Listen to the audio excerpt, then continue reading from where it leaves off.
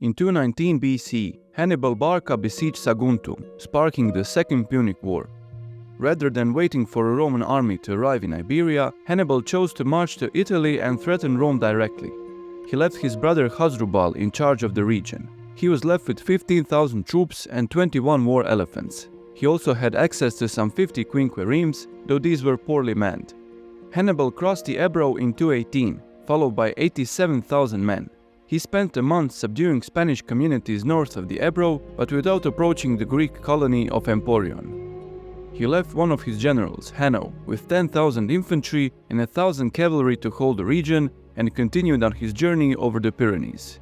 While Hannibal was crossing the river Rhone in southern Gaul, a Roman consul, Publius Cornelius Scipio, disembarked his army in Massalia and rushed up the river towards Hannibal.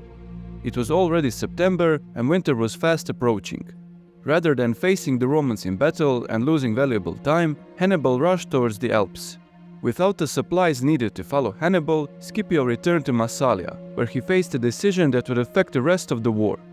He sent his brother, Gnaeus Cornelius Scipio Calvus, to Spain with the bulk of the army. Meanwhile, he returned to Italy to personally organize the defenses. We have already covered Hannibal's march across the Alps and his great victories in Italy. It's now time to follow Gnaeus Scipio to Spain and examine the Iberian theater. Gnaeus landed in Emporion with a single consular army, or roughly 20 to 25,000 men. They were supported by 60 quinqueremes. The Greeks were friendly to the Romans, giving them a convenient foothold on the Iberian Peninsula. Emporion would serve as their main base of operations for the duration of the war. Hanno was left north of the Ebro to keep watch on the pro-Roman tribes, namely the Bargusii. He lacked the troops needed to move against the Roman invasion. As Gnaeus slowly started marching south along the coast, many communities declared for Rome, while those that resisted were promptly attacked. Gnaeus reached Tarraco, a town not far from the Ebro, which surrendered to the approaching army. From there, Gnaeus turned inland, meeting Hanno near a place called Sissa. The Punic force was outnumbered 2 to 1, and they were easily defeated, suffering heavy casualties. Hanno was captured along with Indibilis, a chieftain of the pro-Carthaginian Ilergates. The Romans also secured large quantities of provisions left behind by Hannibal. Without a strong Carthaginian presence north of the Ebro, most tribes in the area now declared for Rome. Indibilis soon escaped captivity, and with the help of his younger brother Mandonius, launched raids against the pro-Roman tribes. Gnaeus had to act quickly to protect his new allies. Soon the two brothers were pushed back, leaving our story for now. Hasdrubal Barca, who was stationed in Carthago Nova, rushed north with a small force of 8,000 foot and 1,000 horse. He used the confusion created by Indibilis and caught the Romans off guard.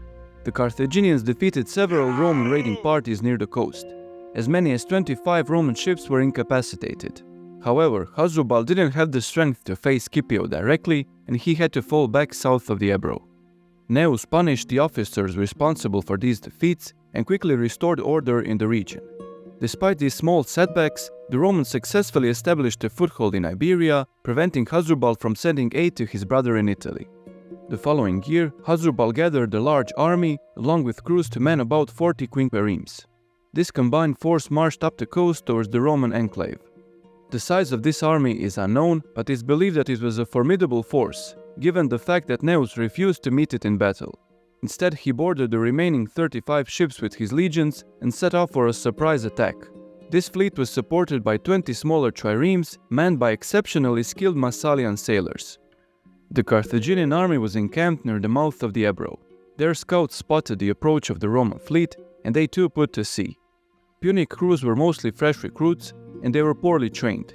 They had no chance against the experienced Roman sailors, and the battle was a decisive Roman victory. 4 Punic ships were sunk, and the others rushed for the safety of the shore. The Romans then hauled off 25 beach quinqueremes, crippling the Carthaginian navy. Witnessing this defeat, the Punic army lost heart and retreated back south. Encouraged by these victories, the Senate sent former consul Publius Cornelius Scipio with 8,000 troops to aid his brother. Publius had been wounded in the Battle of Ticinus, but he had made a full recovery by now. The Scipio brothers were given orders to stop Carthaginian reinforcements from reaching Italy at all costs. This combined force marched south towards Saguntum. A local chieftain, Abilix, sensed the winds of change blowing across Iberia and decided to side with the Romans. Back in 218, before departing for Italy, Hannibal gathered numerous Iberian hostages in Saguntum. Obelix convinced the Punic commander to give him these hostages to secure the help and friendship of their tribes. Up to that point, Obelix had been a loyal friend to Carthage, and he was allowed to take the prisoners. Instead of returning them to their homes, he handed them over to the Romans. The Scipio brothers used these hostages to win over their tribes and secure alliances. Rome was now seen as a generous ally compared to the heavy-handed Carthaginians. Obelix was handsomely rewarded for his part. Meanwhile, Hasdrubal was occupied with suppressing a rebellion on an Iberian tribe, the Turdetani, on the Baetis River. It's likely that they rebelled when Hasdrubal punished the crews of his ships following the previous defeat. In 216, while Hannibal was preparing his army on the fields of Cannae, Hasdrubal received small reinforcements from Carthage with orders to march to Italy. However, he didn't have enough troops to both secure the Spanish holdings and to aid Hannibal simultaneously. When yet another army crossed into Spain, Hasdrubal gained the confidence to march against the Scipio brothers. In early 215, the Punic force moved towards the Ebro, meeting the Romans near the town of Iberia. The sizes of the armies are unknown, but it's suspected that they were roughly the same. The Romans deployed in the usual triple-axis formation with cavalry on the wings. Hasdrubal placed his Spanish troops in the center, Libyans on the left, and the Carthaginians on the right. His cavalry and elephants were divided between the wings. Hasdrubal's deployment was reminiscent of his brother's, but unlike his brother, he couldn't hold his center. The Spanish troops quickly broke under the weight of the Roman legions. The reserves then rushed through the created gaps, separating the two wings of the Punic army. Seeing their center fail, the Carthaginians fell into a complete rout. The usually superior Punic cavalry did little fighting during the battle. Hannibal's charisma and tactical brilliance, combined with years of campaigning in Iberia and Italy, created a bond between the general and his men. He could count on them to stand by his side during his greatest hardships. The prolonged resistance of the Spanish center at Cannae won Hannibal his greatest victory. Hasdrubal had no such bond with his men, and his army quickly collapsed. With it, the prospects of another Carthaginian army leaving Spain for Italy were shattered. Following this defeat, the Carthaginians first diverted Mago Barca and his army to the peninsula, and later sent another army with Hasdrubal Gisco. As we have previously mentioned, the years after Cannae are poorly documented. Polybius' account is lost, while Livy presents numerous problems and inconsistencies. Following the disaster at Cannae, the Romans were in no position to send aid to the Scipio brothers, and they were left to fend for themselves. Hasdrubal still controlled a large part of the peninsula and could more easily recruit new troops and gather supplies. However, controlling this larger area forced the Carthaginians to split their forces in order to defend their allies and suppress rebellions across the region. 3 separate armies were formed, led by Hasdrubal, Mago, and Hasdrubal Gisco respectively. There is some evidence of disagreements among the generals. They acted separately in their immediate areas of control, avoiding each other as much as possible. Without a concerted effort between the 3 armies, there was no hope of dislodging the Roman forces in the north. The Scipio brothers sent frequent raids on Carthaginian territory, slowly expanding their influence in the region. But without serious aid from Italy, they too couldn't hope to break this stalemate and overwhelm the Barcan forces. The Senate at least approved some shipments of supplies to aid their effort. Merchants contracted to ferry these supplies cheated the state by sending empty ships and claiming they were lost at sea for huge profits. This caused a great scandal in Rome, as such instances of profiteering at the expense of the state were still rare among the patriotic Romans. In 213, the Romans sent a delegation to the Numidian king Syphax. Sensing an opportunity to expand his holdings, he agreed to an alliance with the Romans. Among the delegation was a centurion, Quintus Statorius, who distinguished himself in the Spanish campaign. He was left behind with the Numidians, with orders to drill and discipline their infantry. Statorius would train the Numidians in the Roman arts of infantry warfare. He taught them to maintain formation, perform complex maneuvers, and even build effective fortifications. The Numidians, who relied heavily on their cavalry, could now field a competent infantry unit. With this new force, Syphax launched an attack on the eastern Numidians, ruled by King Galla, who was an ally of Carthage. Appian claims that Hasdrubal Barca left Spain with a large force to push back Syphax, but this is not supported by other writers. It's possible that Appian confused him with some other general named Hasdrubal. Whatever the case may be, Syphax was pushed back for now, and Hasdrubal was free to continue his Spanish campaign. Numidian prince Massinissa, son of King Gala, now crossed into Iberia along with 3,000 Numidian cavalry to aid the Punic efforts. In 212 BC, the Scipio brothers marched even further south, capturing Saguntum. After nearly 7 years, the town was finally back on the Roman side. But by this time, most of the formerly loyal populace was gone, and the situation in the Mediterranean was very different. The brothers also secured an alliance with the nearby Celtiberians. The following year, in 211, the Romans decided to mount a full-scale invasion of Punic Iberia. The Scipio brothers gathered their legions, numbering 30,000 men by some estimates. They were joined by 20,000 Celtiberian mercenaries. This combined force crossed the Ebro and advanced toward the Carthaginians. Hasdrubal Barca was encamped near a town called Amtorgis, in the upper Baetis valley. Mago and Hasdrubal Gisco combined their forces, and they were about 5 days' march away from Amtorgis, near Castulo. The sizes of the Carthaginian armies are unknown, but it's believed that they outnumbered the Romans and their allies. As the Romans approached the Baetis valley, they realized that the Carthaginian forces were divided. Overly confident, the Scipio brothers decided to split their army and go after the two parts separately. Publius marched off with around 20,000 Roman legionaries. Gnaeus was left with the remaining 10,000 Roman troops and the Celtiberian allies. With this force he faced Hasdrubal Barca. While Publius was marching towards Mago and Gisco, he was harassed by Massinissa and his Numidians. The two brothers, Indibilis and Mandonius, leading a contingent of 7,500 Iberians, moved in to cover the Roman line of retreat. Realizing he was in danger of encirclement, Publius turned around and marched under the cover of darkness towards the Iberians. In the early morning, he surprised Indibilis, and a confusing action was fought. Neither side could form an effective fighting line, but the Roman numerical superiority gave them the edge. However, the Iberians managed to hold off long enough for Massinissa to arrive.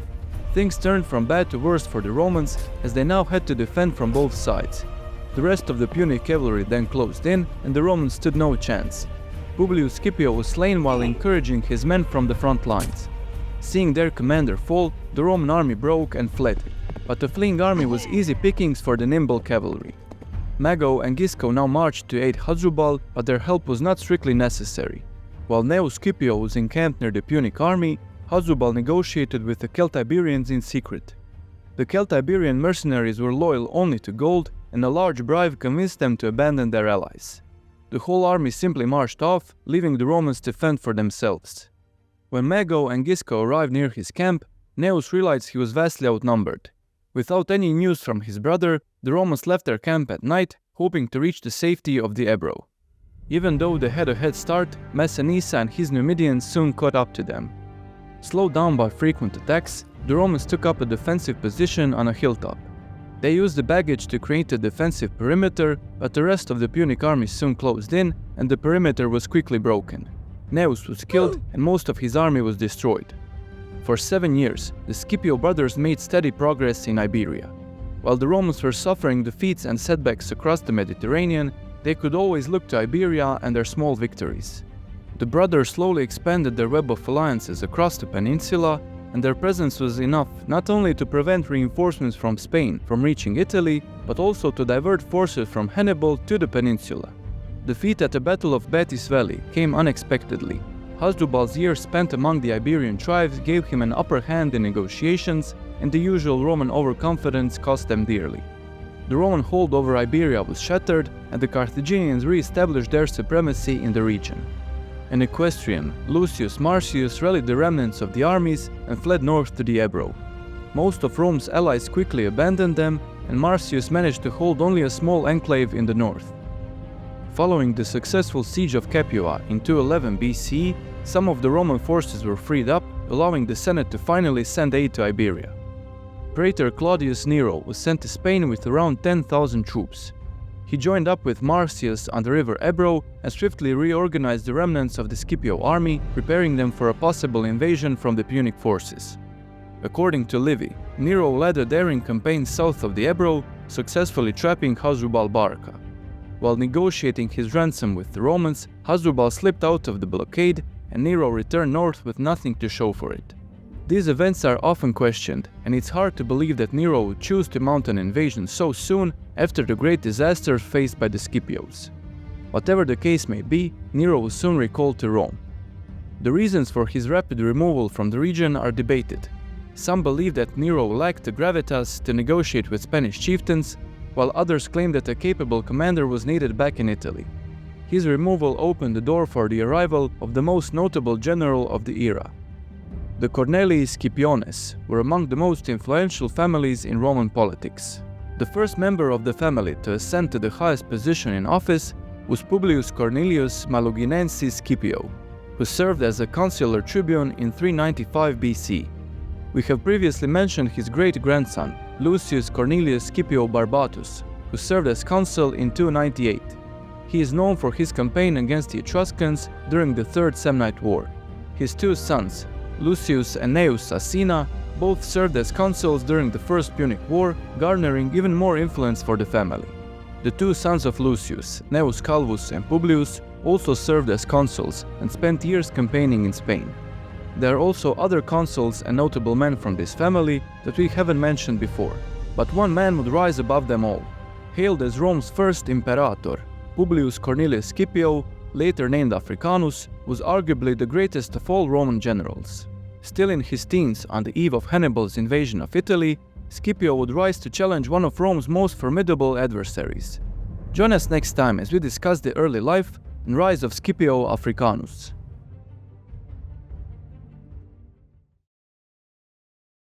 Hailed as Rome's first imperator, Hailed as Rome's first imperator, Publius Cornelius Scipio, later named Africanus, was arguably hailed as Rome's first imperator, imperator.